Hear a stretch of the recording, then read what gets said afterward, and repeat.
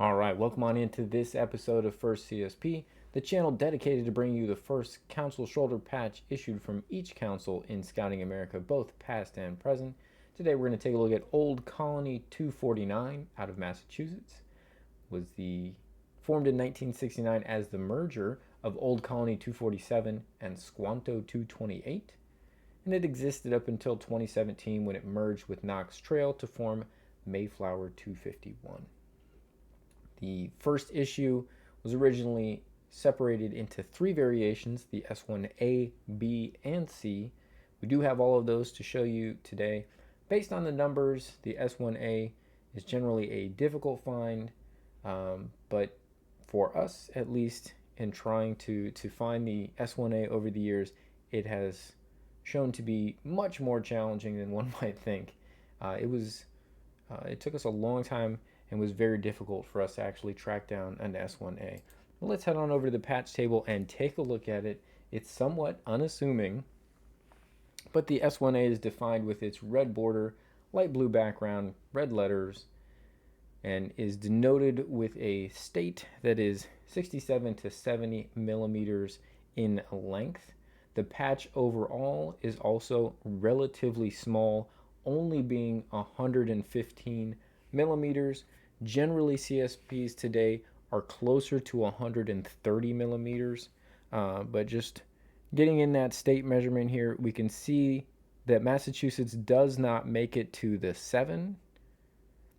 And when we look at the S1B and C, the Massachusetts is at 75, so considerably longer, and we'll show that to you. Taking a look at the back of this one, again, the construction on the S1A is slightly different than the S1B and C, which is more towards what we see in traditional CSPs. This one is a lot kind of more flimsy of a patch. It's certainly not stiff, and my expectation from handling it is that I'm not sure it ever was stiff. Maybe it was, but it does look a bit different, or certainly the feel is a bit different from the S1B and the S1C, and certainly his size is much smaller. So that's the first issue. Tough one to find at times. We'll take a look here at the S1B. Again, it's essentially the same patch in a somewhat larger format, with its red border, light blue background, red letters.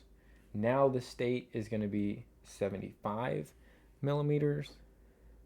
So we get the measurement out there. We can see that it's over past the 70. Taking a look at the back here. The only difference really when we're then looking at the S1B and S1C is the S1C is listed as having a blue background, not a light blue background. So it is just slightly darker, but it is going to look functionally the same as far as the sizing and everything.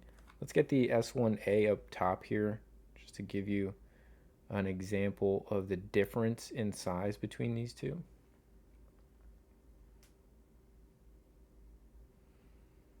So S1B is more what we think of size-wise a traditional CSP today.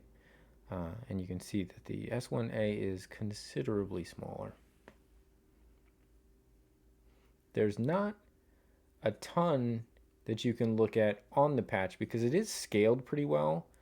I remember when we were searching for these for years and years, we'd try and say like, okay, well, where's the boat relative to the U? And the scaling is pretty consistent, so there's not a lot that sticks out in seeing these, although you're just not going to find very many of these. Head to head, we're seeing that the lettering is a bit darker as far as the red goes.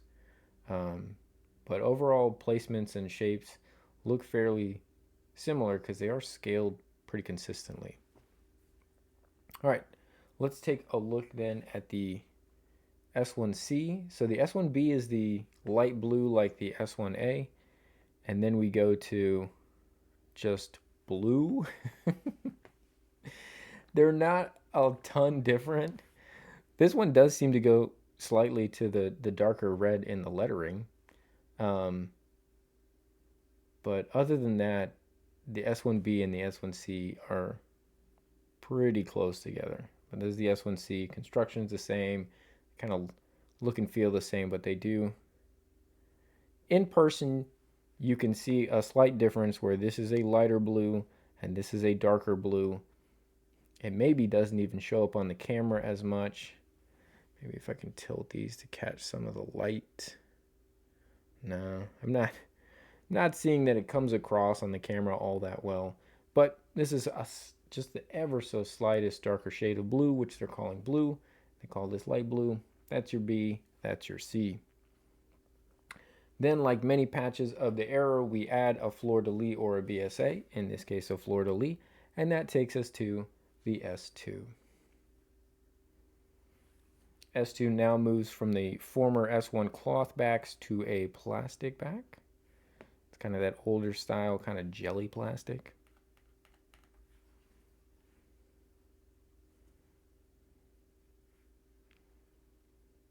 So there's the S2. Again, just for reference, let's put the tiny S1A back up on the screen. It needs some good screen time. It was hard to find. We'll celebrate it as best we can.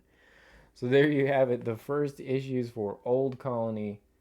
What seems like should be a little easier to find is actually super difficult to come across them. I hope if you're looking for one, you find one yourself, and hopefully this is a good reference for you to try and identify those S1As and get them into your collection.